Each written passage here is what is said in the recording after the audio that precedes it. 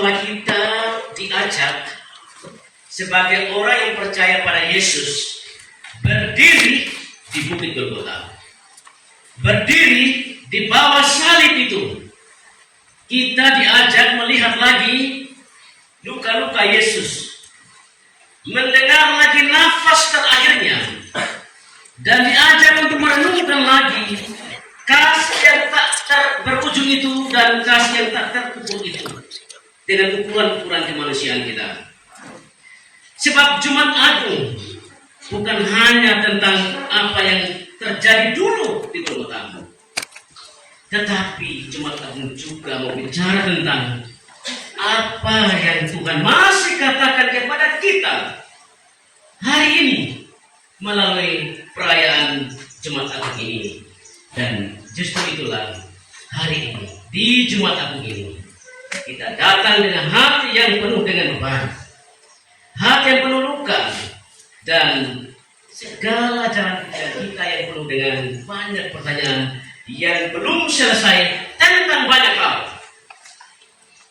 Mungkin ada yang datang di ibadah hari ini dengan hati yang letih tentang kehidupan ini. Mungkin ada yang datang dengan pergumulan rumah tangga dan keluarga.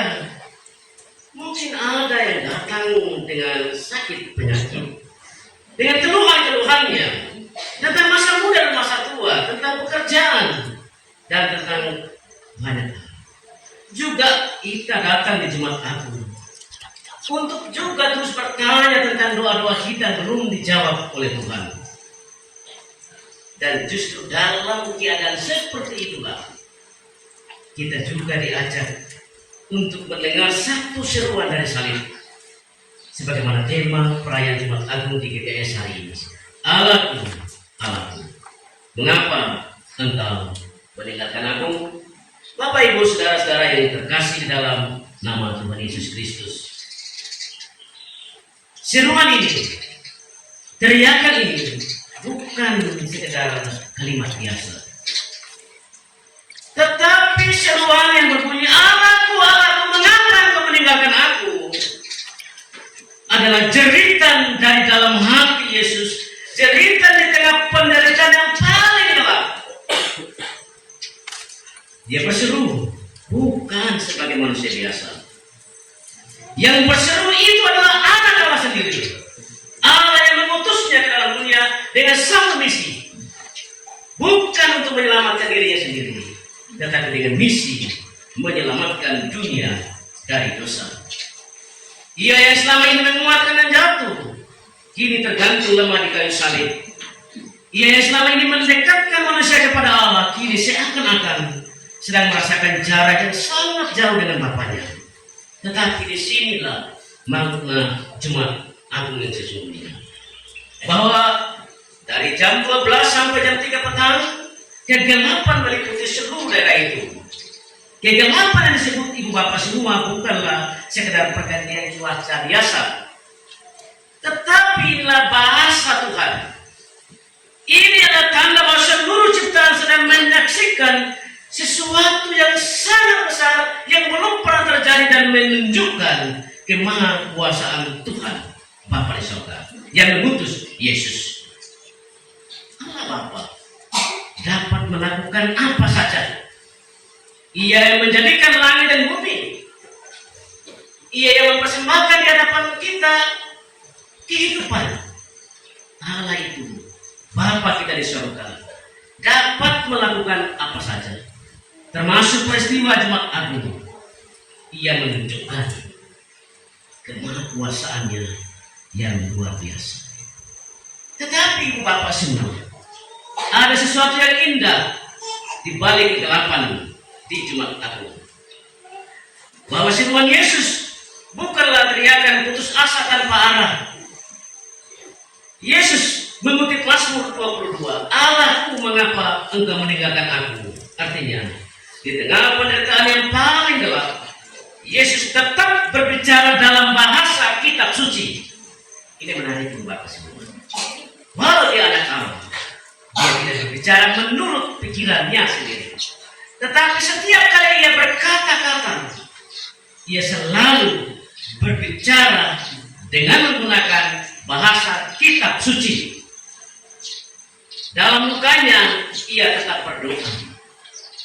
Dalam rasa seolah-olah ditinggalkan, ia tetap berseru kepada Bapa yang mengutusnya.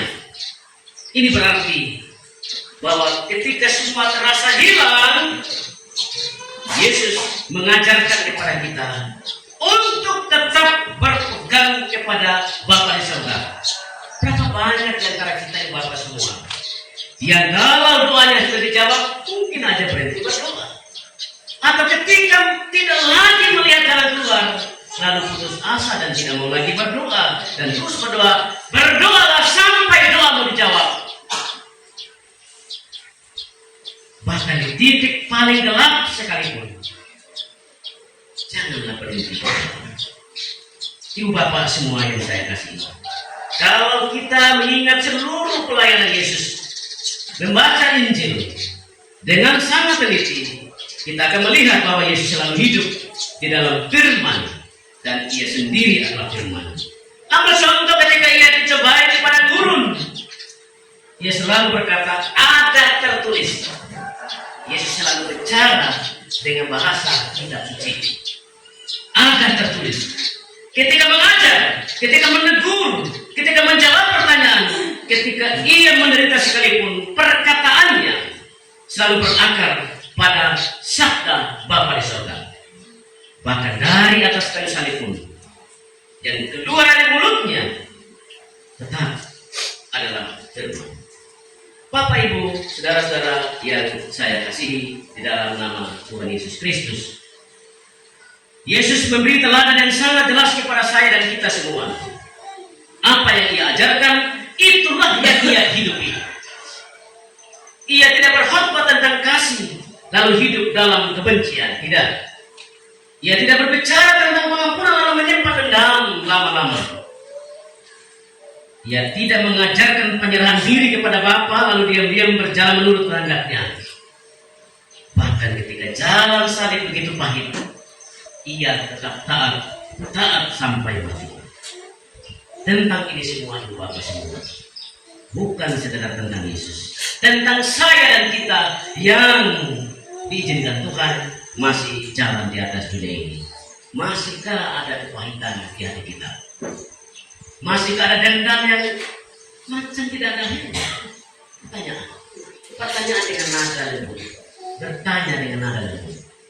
Sebab jangan sampai tubuh kita sehat buka, tapi mental kita sakit. Kita dendam sama itu orang yang menurut kita dia buat kita sakit, dan itu orang serupa. Dia asik di mana kiri, dia asik di TikTok, dia asik puncaknya, dia asik di bakso. Kita ya nafas satu-satu, tidak ada airnya, dan tubuh kita terlihat bugar sekali. Apalagi pola makan diatur, cek lagi juga dan detik-detik menu harian kayak apa, pola tidur dijaga, tidak ada scroll layar HP sampai jam 1 malam, matanya dia sehat. Tapi jangan sampai karena kepahitan kita tidak sedang baik-baik saja, dan itu berbahaya, saudara.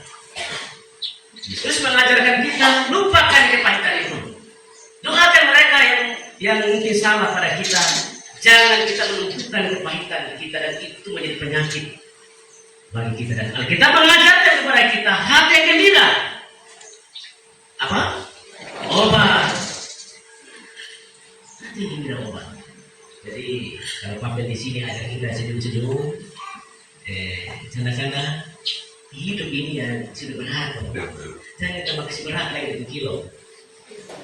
Senyumlah. Antara serius dan santai harus imbang. Dacingnya harus imbang. Supaya kita enteng menjalani hidup ini. Bapak, mama, saudara-saudara yang saya kasihi, penderitaan Yesus bukan sekedar cerita, fakta sejarah, fakta iman yang harus kita imani. Karena itu, ketika kita memandang salibnya, ketika merayakannya, kita benar-benar harus dibuat terkagum-kagum oleh Allah yang begitu besar mengasihi kita. dalam keberdosaan kita, dalam mengampuni kita, dalam seluruh kenyataan hidup kita. Allah tidak pernah lupa hadir di hidup kita, merawat hidup kita, mengurusi kita, dan tetap memberikan tanda-tanda hadirnya dalam kehidupan kita. Jumat Agung ini marilah kita pulang bukan dengan tangan kosong. Mari kita pulang sambil membawa satu pemandangan yang tidak boleh hilang dari hati kita, bahwa Yesus disalib karena dosa kita untuk menyelamatkan kita. Jika ada luka, bawalah itu kepada Yesus yang tersalib. Jika ada air mata, mendekat pada Yesus untuk dihapus, dan biarkanlah itu sungguh-sungguh ada di hadapan Yesus. Sebab Yesus dalam sabda berjanji, air mata kita di dalam seluruh kubur batin kita dan kepahitan-kepahitan itu yang kita alami ditampung dalam gerbangnya. Kalau bagi orang lain air mata kita itu adalah air mata hilang pengharapan, putus asa, tidak. Kita boleh menangis pada Tuhan dalam doa kita dan dalam hidup kita. Percaya bahwa setiap tetesan air mata kita, cerita kita, doa-doa kita, dan penyerahan-penyerahan kita ditampung dalam gerbangnya. Suatu waktu dengan cara Tuhan, pada waktu Tuhan akan jawab satu demi satu seluruh hal yang kita impikan Tuhan buat bagi hidup kita. Maka di perayaan Jumat Agung ini, ketika nanti kita menerima tanda tubuh dalam manggarai Yesus, kita menggenggam itu sambil berdoa, Tuhan, cukupkanlah makanan minum dalam kesehatan hidup saya. Dan sambil kita memegang lambang dari Yesus, kita terus berkata, Tuhan, segarkanlah terus kehidupan saya, walaupun dunia makin digempur oleh kecanggihan teknologi, harus tetap beriman kepada Tuhan. Selamat Jumat Agung. Tuhan Yesus memberkati kita senantiasa. Amin.